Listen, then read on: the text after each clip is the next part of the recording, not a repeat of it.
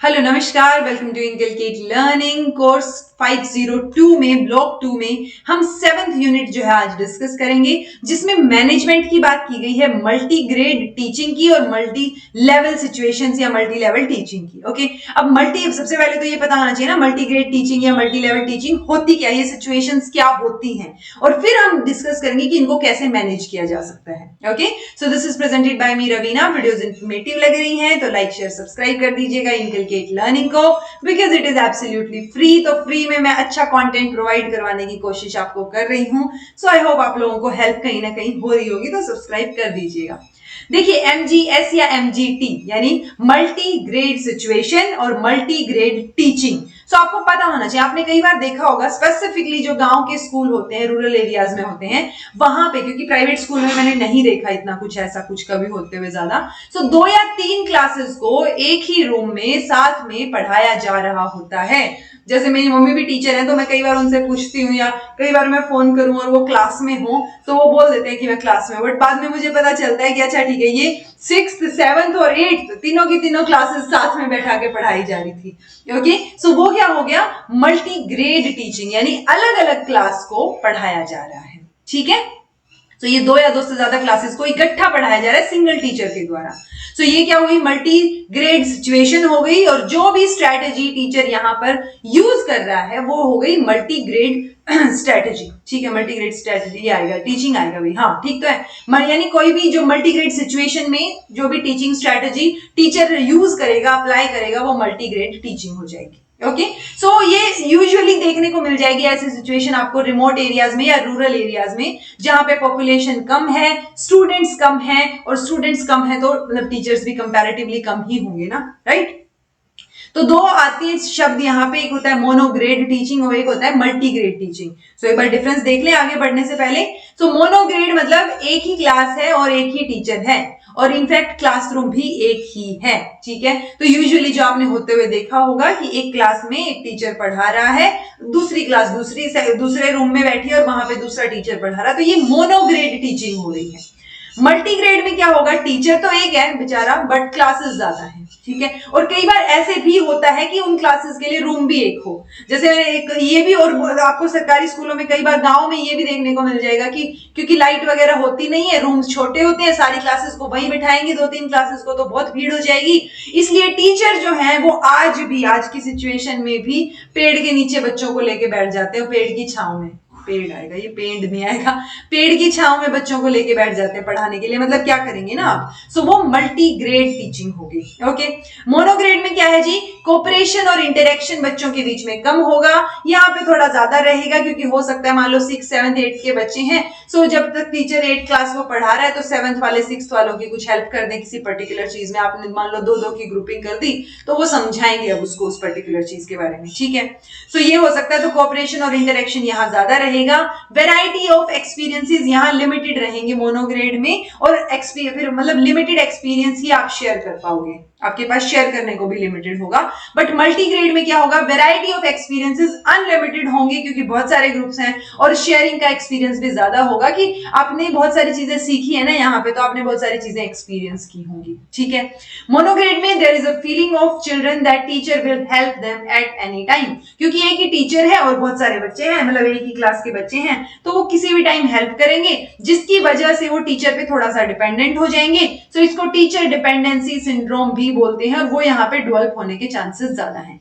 Multigrade में क्या है, स्टूडेंट्स या तो खुद हेल्प कर रहे हैं, या हायर ग्रेड वालों से या सेम ग्रेड वालों से हेल्प ले रहे हैं, सो वहां पे इंटरेक्शन ज्यादा है और टीचर पे डिपेंडेंसी कम है, तो टीचर डिपेंडेंसी सिंड्रोम यहाँ पे रिड्यूस हो जाएगा।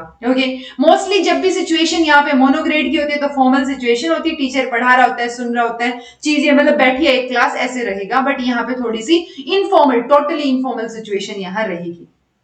अब एक ही टीचर है और एक ही क्लास है, तो टीचर डोमिनेट करेगा डेफिनेटली, यहाँ पे स्टूडेंट्स भी मैनेज करेंगे क्लास को, तो टीचर डोमिनेशन यहाँ पे कम होगा मल्टीग्रेड में। Okay, there is a belief that 3 levels of students are in class, that is above average, average and below average. तो ये 3 चीजें हैं यहाँ पे बोला जाता है, बट यहाँ पे कोई लेवल नहीं होगा इस तरीके का, क्योंकि ग्रेड फील मतलब even grade feeling is not there. all children feel as if they are of same grade और ग्रुप, क्योंकि बहुत सारे बच्चे बैठे दो तीन क्लासेस के, तो सब एक ही क्लास जैसा फील करेंगे। यहाँ पे ऐसा नहीं होगा कि अच्छा ये मेरे से बड़ा है छोटा है, ऐसे वाली सिचुएशन। सेम फीलिंग यहाँ पे रहेगी, ग्रेड वाली फीलिंग भी नहीं होगी कि अच्छा ये 6 का है, मैं 7th का हूँ, ये 8th का है। सो वो एक लेवल नहीं रहेगा यहाँ पे एवरेज बिलो एवरेज वो वाला, बट यहाँ पे आपको देखने को मिलेगा कि अच्छा ये बच्चे एवरेज है या ये अबव एवरेज है और ये बिलो एवरेज है, तो वो सिचुएशन यहाँ आपको देखने को मिलेगी। No scope of friendship between higher and lower age के ग्रेड या लोअर ग्रेड वाले, मतलब अलग अलग की 6th वाले 7th वाले से दोस्ती करेंगे ही नहीं करेंगे, वो यहाँ पे स्कोप नहीं बचता। यहाँ पे बहुत सारा स्कोप है कि हो सकता है आपको आपका सीनियर जो अच्छे से ट्रीट कर रहा हो, पढ़ा भी रहा हो, कुछ ना कुछ नया सिखा रहा हो, तो आपकी फ्रेंडशिप उसके साथ हो जाए, ठीक है। ज्यादा एम्फेसिस रहता है लेवल वाइज ग्रुपिंग पे, क्योंकि एक ही क्लास में है तो उस तरीके से ग्रुपिंग रहेगी। यहाँ पे सोशल ग्रुपिंग ज्यादा होगी, ज्यादा एम्फेसिस सोशल लेवल पे होता है। Teacher is bound to remain present in class for all the time, so एक स्ट्रक्चर्ड लर्निंग यहाँ रहेगी, लेकिन यहाँ पे टीचर फुल्ली प्रेजेंट नहीं होगा एक क्लास में, क्योंकि स्प्लिट में काम कर रहा है वो, कि अभी इसको पढ़ा रहा है, फिर यहाँ मॉनिटर संभाल लेगा, मैं इसको पढ़ा देता हूँ, अब यहाँ मॉनिटर संभाल लेगा, इस क्लास को पढ़ा देता हूँ। ओके, सो वो मल्टीग्रेड रहेगा। अब दिक्कतें क्या है, मतलब पॉइंट ये कि हमें क्यों करनी पड़ रही है मल्टीग्रेड टीचिंग जो है, क्या जरूरत है। तो एक तो enrolment based teacher recruitment policy, यानी कितने एनरोलमेंट होंगे उस बेसिस पे टीचर को बुलाया गया। मान लो एक क्लास में जो है, एक स्कूल में 80 या उससे कम बच्चे हैं, तो वहां पे टीचर तो 2 ही होंगे, लेकिन ये जरूरी तो नहीं है ना कि ये 80 या उससे कम बच्चे सारे एक ही क्लास के हैं, अलग अलग क्लास भी तो हैं। तो क्लास ज्यादा हो गई, बच्चे जो है वो बेशक कम हो, बट अलग अलग ग्रेड है, तो टीचर एक ही है तो वो टीचर साथ में ही पढ़ाएगा, और क्या करे, राइट। कॉन्सिक्वेंटली टीचर को ही सारी चीजें मैनेज करनी पड़ेंगी। अब आप पूछेंगे कि आरटीई में तो पीटीआर फिक्स कर रखा है, बट वो पीटीआर जो है उसमें, मतलब पीटीआर को डिक्रीज हम करने की कोशिश कर रहे हैं, डेफिनेटली 35 और 30 डिक्रीज किया है हमें, बट ये देखिए क्या था, एक सेकेंड कहाँ गया, मैं डालना भूल गई शायद उसको ना, ओ चलिए कोई बात नहीं, मैं बता देती हूँ। जो हम आरटीई की बात करते हैं उसमें मैंने आरटीई एक्ट में आपको पढ़ाया था कि 30 बच्चे अगर हैं मान लो, और या फिर जैसे अभी अभी हमने पढ़ा कि 80 बच्चे हैं, उससे नीचे अगर बच्चे हुए, अब वो 80 के 80 बच्चे सेम क्लास में तो नहीं है, वो 80 बच्चे हो सकता है कि 20 बच्चे एक क्लास में हो, 20 दूसरी में हो, 10 तीसरी में हो, और 10 4th क्लास में हो, और बचे हुए 10 जो है वो 5th क्लास में हो, ठीक है। बट अब टीचर तो एक ही है, तो एक टाइम पे टीचर को ये सारी क्लासेस लेनी पड़ेंगी, सारे साथ में ही बिठाने पड़ेंगे। या फिर मान लो एक हेड टीचर भी है, तो 2 टीचर हो गए, अब वो एक 2 क्लासेस को लेके बैठा है टीचर, एक 3 क्लासेस को साथ लेके बैठा है, तो कोई ऑप्शन नहीं बचता, क्योंकि जितना ज्यादा एनरोलमेंट होगा उस बेसिस पे हम टीचर को रिक्रूट करेंगे। हम क्लास बेसिस पे रिक्रूट नहीं कर रहे कि अगर 10 क्लासेस हैं तो 10 टीचर होने चाहिए, ऐसा हमने रिक्रूटमेंट में कहीं पर भी नहीं पढ़ा है आरटीई में। तो वो आरटीई के नॉर्म्स आपको याद ही होंगे, वही है। Then shortage of required number of classroom in school, बहुत बार क्लास भी नहीं होते इतने, जैसे अभी अगर आप देखें तो बहुत सारे स्कूल्स जो हैं वो 7 से 12 या 12:30 और उसके बाद 1 से 5 के शेड्यूल में चल रहे होते हैं। क्यों चल रहे होते हैं? क्योंकि वहां पे एनरोलमेंट ज्यादा हो गया, सो अब 7 से 12 में 9 to 12 की क्लासेस लग रही हैं, और अब 6 to 8 की या 1st to 8 की क्लासेस, या मान लो 8 to 12 यहाँ लग रही हैं, तो बाकी 6 से यहाँ बाकी क्लासेस लगेंगी इस टाइमिंग पे, ठीक है। मतलब उनका स्कूल 7 बजे से लेकर 12:30 बजे तक ही है, 8वीं से 12वीं तक के बच्चों का, ओके। और हो सकता है फिर 7 तक के बच्चों का या 8 तक के बच्चों का फिर यहाँ पे रहे कि भाई करना पड़ेगा मैनेज, 1 से 5 बजे, मतलब वो उनकी स्कूल टाइमिंग 1 बजे शुरू होगी। सो कमाल की बात यह है कि कई बार क्लासरूम भी नहीं होते, इंफ्रास्ट्रक्चर नहीं होता, तो आपके पास कोई ऑप्शन नहीं बचता, आपको सेम क्लास में ही बच्चे बिठाने पड़ेंगे, ओके। सो मल्टीग्रेड सिचुएशन या मल्टीग्रेड टीचिंग जो है वो अनअवॉइडेबल हो जाती है, आपको करना पड़ेगा। Unwillingness of teachers to serve in schools in remote areas, तो जो रिमोट एरियाज होते हैं वहां पर कई बार अगर पोस्टिंग भी हो गई है तो भी फिजिकली टीचर वहां नहीं मिलते। अगर आप जाके देखेंगे तो भले ही नाम उनका चल रहा है, मान लो 5 टीचर का नाम चल रहा है, या तो वो इस तरीके से कर लेंगे कि चलो 2 टीचर एक बारी में इतने महीने पढ़ा लेंगे या इतने टाइम तक पढ़ा लेंगे, या मतलब कुछ ना कुछ कर लेते हैं सब लोग। अगर आप देखेंगे तो टीचर्स ही बिलिंग नहीं होते, क्योंकि वहां अकोमोडेशन नहीं होती, कम्युनिकेशन नहीं होता, नेटवर्क भी नहीं आता बहुत सारे गांव में, तो बहुत सारे इश्यूज हो जाते हैं। भले ही एक्चुअल टीचर पोस्टेड जो है वो कितने भी हों, वहां पे उससे कम टीचर आपको देखने को मिलेंगे अगर आप जो है लाइव जाके वहां पे देखेंगे तो। टीचर एब्सेंटीज्म, तो ऑब्वियसली टीचर अगर लंबी छुट्टी पे चले जाएंगी, चाहे वो पर्सनल ग्राउंड पे हो, हेल्थ ग्राउंड पे हो, सो बाकी बचे हुए टीचर्स को ही तो मैनेज करनी पड़ेंगी ना सारी चीजें, तो हमारे पास कोई ऑप्शन नहीं बचेगा मल्टीग्रेड के अलावा। Then running of special intervention programme in the school, बहुत सारे ऐसे ब्रिज कोर्सेज भी चल रहे होते हैं, ठीक है, जो बच्चे कभी एनरोल नहीं हुए उनके लिए ब्रिज कोर्स हो गया, ड्रॉप आउट चिल्ड्रन के लिए हो गया, स्पेशल एजुकेशन सेंटर्स हो गए गर्ल्स के लिए। सो पॉइंट ये है कि बहुत सारी चीजें चल रही हैं, तो स्पेशल अरेंजमेंट्स अब पर्टिकुलर इन बच्चों के लिए कर पाना, मतलब सबको इकट्ठा ही पढ़ा देंगे ना, सबको इकट्ठा ही करवा देंगे ऐसी सिचुएशन, सो वो कुछ चीजें मतलब अनअवॉइडेबल हो जाती है, वो फिर वही बचता है, ऑप्शन नहीं बचता आपके पास। टीचर अपॉइंटमेंट में डिले, मतलब इस पॉइंट पे तो डिस्कशन का ही कोई पॉइंट नहीं है। अब चाहे D++ भी हो या कोई भी एग्जाम हो, उसकी मतलब जैसे पीआरटी का रिजल्ट ही नहीं आया है केवीएस का, ओके, सो वही सिचुएशन है कि जब आपकी अपॉइंटमेंट ही नहीं हो रही है, इतने इतने टाइम तक वैकेंसीज ही नहीं निकल रही हैं, सो खाली पड़ी रहेंगी ना पोस्ट, तो फिर बच्चे और कैसे पढ़ेंगे, मल्टीग्रेड से ही पढ़ेंगे, राइट। सो ये तो थी कुछ एक अनअवॉइडेबल रीजंस टाइप वाली सिचुएशन की, मतलब रीजंस हैं, ओके। अब प्रॉब्लम या इश्यू क्या है, तो मल्टीग्रेड में टीचर के ऊपर वर्कलोड बढ़ जाता है, सबसे बड़ी प्रॉब्लम है। मतलब टीचर अब क्यों टीचर टीचिंग लर्निंग मटेरियल का इस्तेमाल करेगा, आप सोचिए, हमने लास्ट लेक्चर में तो टीचिंग लर्निंग मटेरियल की बात की ना।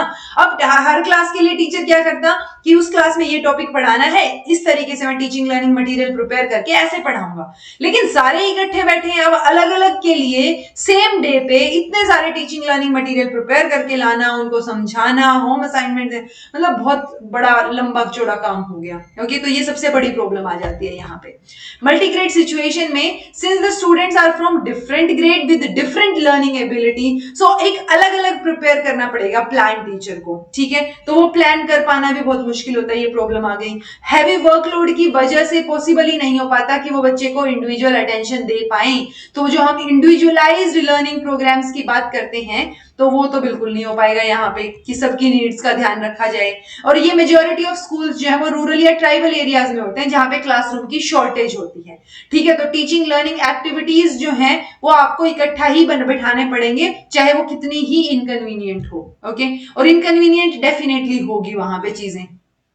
प्राइमरी स्कूल स्टेज जो है, जिसमें करिकुलम या टेक्स्ट बुक जो प्रिपेयर किए जाते हैं in the view of monograde teaching, कि अलग अलग पढ़ाएंगे, तो उस हिसाब से जो है टेक्स्ट बुक्स, उस हिसाब से मटेरियल्स प्रिपेयर किए गए हैं। अब आप साथ में पढ़ा रहे हैं, तो कैसे इकट्ठा सबका सेम लेवल पे पढ़ाते हुए आप कोर्स कंप्लीट करेंगे, मतलब कैसे होगा, डिफिकल्ट हो जाएंगी ना चीजें, सो बहुत सारी प्रॉब्लम्स आ जाती हैं भाई, ठीक है। All of us are acquainted with fixed time and period schedule, और ऊपर से मतलब जैसे मोनोग्रेड है तो हमें ये है कि 30 मिनट्स का ही एक लेक्चर होगा, सो हम वो इकट्ठा बैठे हैं, वो लेक्चर चले ही जा रहे हैं, बहुत लंबे वाली चीज हो रही है, सो वो टाइम टेबल प्रिपेयर करना एक बहुत महाभारत वाली काम हो जाएगी जब हम इश्यूज की बात कर रहे हैं इसमें, ओके।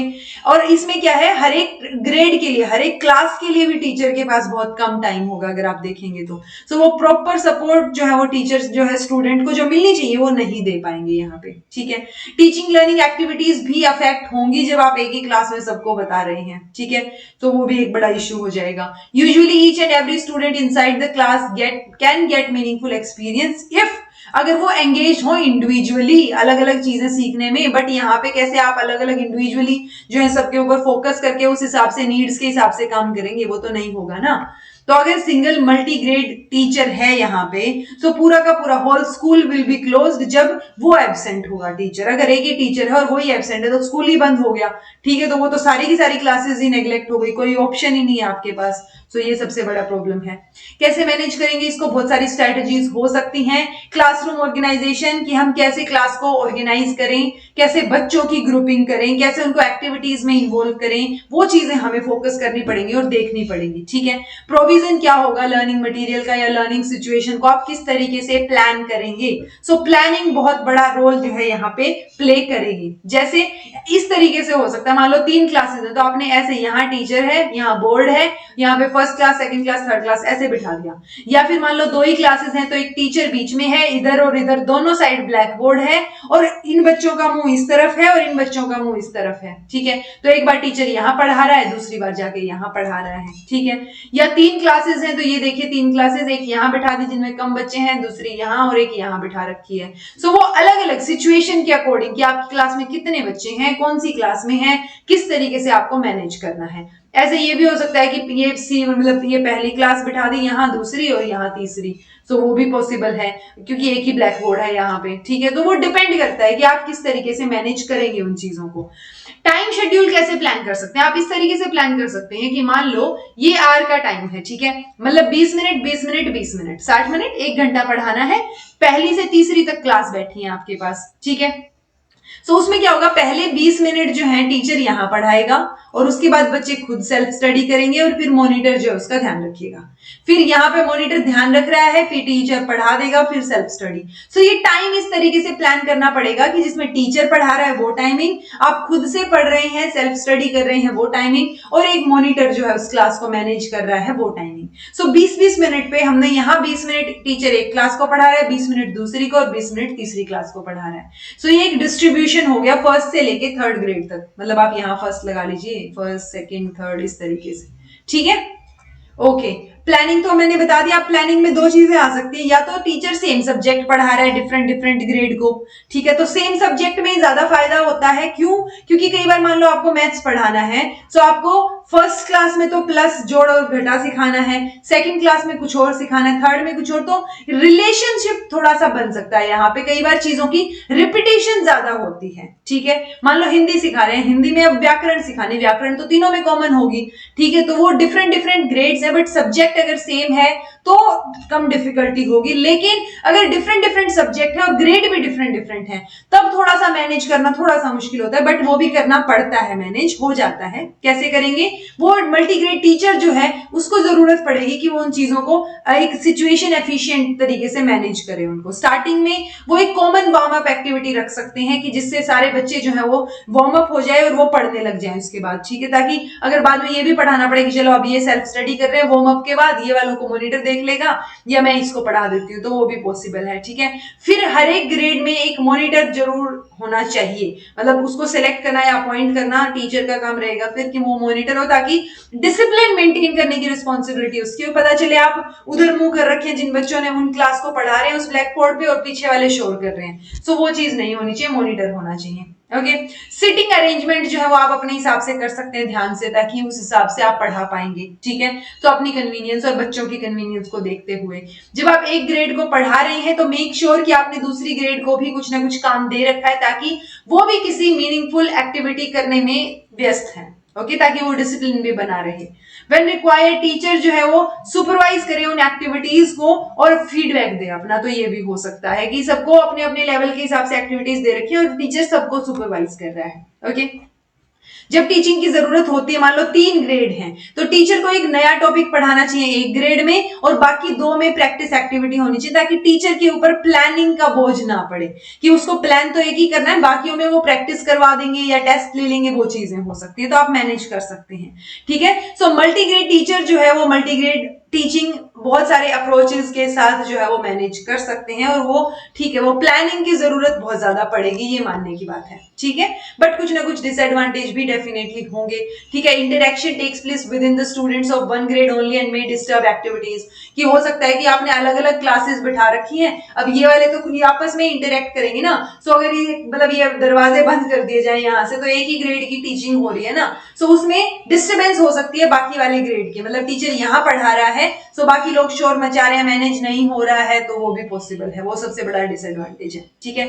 अलग अलग सब्जेक्ट पढ़ा रहे हैं, सो मतलब प्रैक्टिकली थोड़ा सा डिफिकल्ट हो जाता है कि टीचर जो है वो इतना सारा टीचिंग लर्निंग मटेरियल कैसे मैनेज करेगा, ठीक है। It is not always possible on the part of student of one grade two help another student, की जरूरी नहीं है वो हेल्प कर ही पाए, पॉसिबल नहीं है हर बार, ठीक है। सो ये मल्टी ग्रेड टीचिंग हमने पढ़ ली, ग्रेड अलग अलग क्लास, ठीक है। अब है मल्टी लेवल टीचिंग, यानी लेवल अलग अलग है। अब आपने बहुत बार ये देखा होगा कि भले ही मोनोग्रेड टीचिंग हो रही हो या मल्टीग्रेड सिचुएशन में टीचिंग हो रही हो, विद रिस्पेक्ट टू लर्निंग अगर हम बात करेंगे तो नीड्स, कैपेसिटी बच्चे की या इंटरेस्ट, एटीट्यूड, मोटिवेशन, उस हिसाब से कई बार ग्रुपिंग सी हो जाती है कि कई बार होता है ना कि एक बच्चे को कम टाइम लग रहा है एक काम करने में, दूसरे को ज्यादा लग रहा है, सो हम क्या करते हैं, जिनको सेम टाइम लग रहा है उनको अलग से बता देते हैं कोई काम, जो थोड़े एक्स्ट्रा ऑर्डिनरी है उनको अलग से बता देते हैं, ठीक है। तो वो मल्टी लेवल होगी, मतलब आपने लेवलिंग कर रखी है कि अच्छा ये एवरेज बच्चे हैं, इनको इतना टाइम लग रहा है, ये अबव एवरेज है जो बहुत जल्दी कर लेते हैं, तो उस सिचुएशन के हिसाब से आपने एबिलिटी के हिसाब से लेवल बना दिया यहाँ। ओके, फिर आप पढ़ा रहे हैं तो एक स्टूडेंट कम टाइम ले रहा है, दूसरा स्टूडेंट ज्यादा ले रहा है उस सिचुएशन में, या एक स्टूडेंट जो है उसकी हाई लर्निंग अचीवमेंट्स है, दूसरे की लो लर्निंग अचीवमेंट्स हैं, या किसी क्लास में मेजोरिटी ऑफ स्टूडेंट्स, अच्छा ये हो गया multi level. Okay, multi level मतलब सेम क्लास है बट लेवल अलग अलग है बच्चों का, तो आपने अलग अलग बिठा दिए वो। इश्यूज ऑफ मल्टी लेवल, तो मल्टी लेवल के इश्यूज क्या रहेंगे, मेजोरिटी जो है वो एवरेज लर्निंग एबिलिटी वाले स्टूडेंट होते हैं, एवरेज बच्चे ज्यादा होते हैं, बहुत कम हाई वाले होते हैं, बहुत कम लो वाले होते हैं, सो वो प्लान कर पाना उनके हिसाब से और इंप्लीमेंट कर पाना थोड़ा सा मुश्किल रहेगा। ठीक है, रिजल्ट क्या रहेगा, जो हाई या लो एबिलिटी वाले हैं उनको ज्यादा बेनिफिट नहीं होगा और उनकी लर्निंग ज्यादा अफेक्टेड रहेगी, क्योंकि आप मेजर जो मेजोरिटी के हिसाब से या जो एवरेज बच्चे हैं उनके हिसाब से प्लान करके चलेंगे, और उसके साथ साथ आप चाहेंगे कि मतलब स्लो वाला भी चल पड़े, हाई वाला भी साथ चल पड़े, बट नुकसान किसको हो रहा है, जिसको हाई एबिलिटी है उसको नुकसान हो रहा है क्योंकि वो तो बैठा है बेचारा, बोर हो रहा है, और जो लो एबिलिटी वाले हैं उनको समझ नहीं आ रहा है, सो वो ज्यादा अफेक्टेड यहाँ पे रहेंगे। ओके, ग्रुपिंग जो है स्टूडेंट्स की जो टीचर करते हैं वो ओवरऑल या ग्लोबल असेसमेंट के बेसिस पे होती है, और मोस्टली होमोजीनियस ग्रुपिंग होती है, जो कि बहुत बार क्या होती है उनको सीखने में हेल्प नहीं करती। ठीक है, कि वो अपने हिसाब से ऑन पेस पे सीख पाए, मास्टरी लर्निंग कर पाए। ओके, सिंस जो हाई एबिलिटी ग्रुप्स है वो कंफर्टेबल फील नहीं करते कि आप जो है उनके साथ, मतलब वो होता है ना कि बच्चे को ये लग रहा है कि मैं क्यों ही बैठा हूं इस क्लास में, सो वो सिचुएशन यहाँ देखने को मिलेगी मल्टी लेवल टीचिंग में, वो प्रॉब्लम यहाँ पे आएगी। ओके, देन है using common text book, text book भी आप सेम यूज कर रहे हैं, कैसे बेनिफिट होगा, सेम इंस्ट्रक्शंस यूज कर रहे हैं। Addressing the level needs of the different level students of different grades simultaneously, ये बहुत हार्ड टास्क है। ठीक है, मतलब ये on the part of multi grade teacher, तो मल्टी ग्रेड टीचर क्या करे, अलग अलग ग्रेड को ही पढ़ाए, उसमें भी अलग अलग लेवल करके पढ़ाए, बहुत मुश्किल हो जाएगा। एक appropriate teaching learning material prepare करना बहुत बड़ा इशू हो जाएगा। ठीक है, तो स्ट्रेटेजीज में क्या आएगा, स्ट्रेटेजीज में ये आएगा कि जितने भी बच्चे जो जो उनकी पेस है उस हिसाब से उनको सीखने दीजिए। इंडिविजुअल नीड्स जो है उनका ध्यान रखिए कि अच्छा किस बच्चे को क्या जरूरत है। ठीक है, स्टूडेंट्स की लाइकिंग और वॉलेंटरी पार्टिसिपेशन जो है होनी चाहिए ग्रुप में, कि अच्छा ठीक है हम फ्रेंड्स हैं, हम इकट्ठा ग्रुप बना लेंगे, हम इकट्ठा ग्रुप बना लेंगे, तो वो ग्रुपिंग जो है लाइकिंग के बेस पे और बच्चों से पूछ के की जानी चाहिए, क्योंकि ताकि एटलीस्ट वो सेटिस्फाइड तो हो। स्टूडेंट्स जो choice remaining in a group allowed but no grouping imposed on them, जो नहीं करना चाह रहे ग्रुपिंग उनको अलग से सिखा दीजिए। Heterogeneous grouping found suitable to facilitate individual pace, तो हेट्रोजीनियस जो है वो अगर आप करेंगे तो बच्चे अपने अपने पेस पे सीख पाएंगे। अगर होमो पे करेंगे तो हो सकता है कि आपने अपने हिसाब से होमो कर दिया बट किसी बच्चे को जल्दी काम हो गया तो वो बोर हो जाएगा। पीयर लर्निंग अलाउड होनी चाहिए ताकि वो फैसिलिटेट करे इंडिविजुअल लर्निंग को। टाइम इफेक्टिवली मैनेज किया जाना चाहिए हर एक लेवल के लिए, ये बहुत जरूरी है कि आप इफेक्टिवली टाइम मैनेज करें। ओके, इफेक्टिव टाइम मैनेजमेंट कैसे हो सकती है, हेट्रोजीनियस ग्रुपिंग बना के हो सकती है, या मास्टरी लर्निंग को एक्वायर करने के लिए, मतलब आप ग्रुपिंग और इंडिविजुअल लर्निंग के थ्रू मास्टरी लर्निंग या एक कॉम्पिटेंसी बेस्ड लर्निंग उनको करवाना चाह रहे हैं। इसी में एक एग्जांपल आता है कि इनोवेटिव स्टडी निकल के आई थी जो डेवलप की गई और यूज की गई किस रिगार्ड में, Rishi valley institute of educational resources Andhra Pradesh 1993, जिसको ऋषि वैली अप्रोच भी बोला जाता है। ये क्या अप्रोच है वो बताइएगा कमेंट करके। ठीक है, सो ये हो गया जी हमारा मल्टी ग्रेड और मल्टी लेवल टीचिंग। अगर आपको नहीं समझ आया हो तो कमेंट करके पूछ लीजिएगा, समझ आ गया है तो कमेंट करके बताइएगा। This was all about today, thank you so much for watching, be happy, keep smiling, subscribe to inculcate learning because it is absolutely free, and be consistent in your efforts.